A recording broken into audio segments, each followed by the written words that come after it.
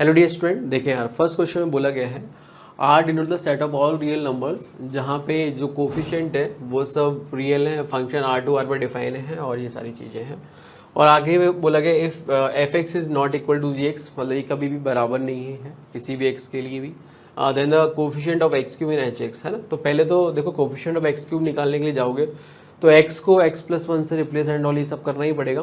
But सबसे पहली चीज़ क्या है, हम इस पे फोकस करते हैं। ये क्या कह रहे हैं, अगर एफ एक्स जी एक्स के बराबर नहीं है तो एक बार एक काम करते हैं, एफ एक्स को जी एक्स के बराबर करके देखते हैं।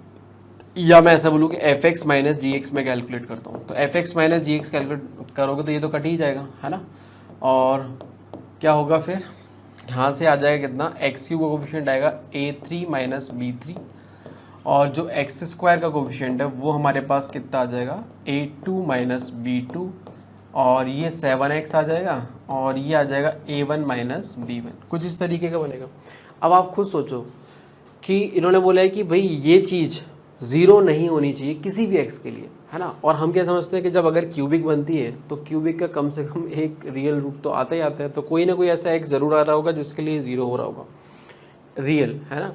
इसका सिंपल सा मतलब ये है कि बोलो क्यूबिक नहीं होनी चाहिए, है ना। क्यूबिक नहीं होनी चाहिए मतलब क्या है कि a3 बराबर किसके होना चाहिए, b3 के, ताकि क्यूबिक हट गई। अब क्वाड्रेटिक पे तो अपन कंट्रोल कर सकते हैं, क्वाड्रेटिक पे कंट्रोल हम कर सकते हैं बिल्कुल, है ना। तो यहाँ से अपना मुद्दा क्या उठता है कि a3 जो है वो b3 के बराबर होना चाहिए, पहली चीज़। अब अगर ऐसा हुआ तो ये क्वाड्रेटिक बचेगा। एक बार के लिए आगे बढ़ते हैं और हमें एक्स क्यूब का कोफिशिएंट देखना है इन एच एक्स। तो एक बार एच एक्स क्या आएगा वो भी हम देख लेते हैं। तो एच एक्स अगर आप देखोगे तो हमें समझ में आएगा कि भाई a3 और b3 तो सब बराबर है, ठीक है ना। तो एक बार के लिए देखो जो हमें एक्स क्यूब कोफिशिएंट मिलेगा वो इन्हीं से ही मिलेगा, ये तो समझ में आ ही रहा है, क्योंकि वो तो 2 डिग्री के वो तो जनरेट कर ही नहीं पाएंगे।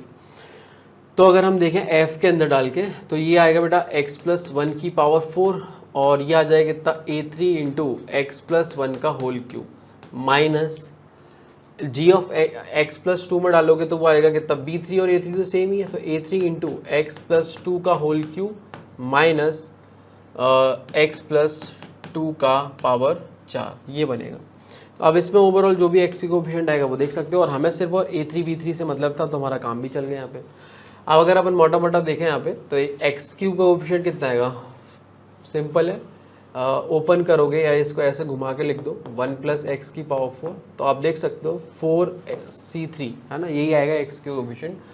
और यहाँ से अपना a3 आएगा, और यहाँ से भी देखोगे तो वो भी a3 आएगा, तो वो तो कट ही गया। और यहाँ से आ जाएगा अपना कितना, अगेन अगर अपन इसको भी ऐसे लिख दें 2 + x की होल पावर 4, तो ये आ जाएगा कितना, 4c3 इंटू 2 की पावर 1, ये आएगा। तो ये आ गया कितना, 4 माइनस 4 दूनी 8, तो ये आ गया -4। तो -4 इसका करेक्ट आंसर बनेगा, जो कि ऑप्शन नंबर सी होगा।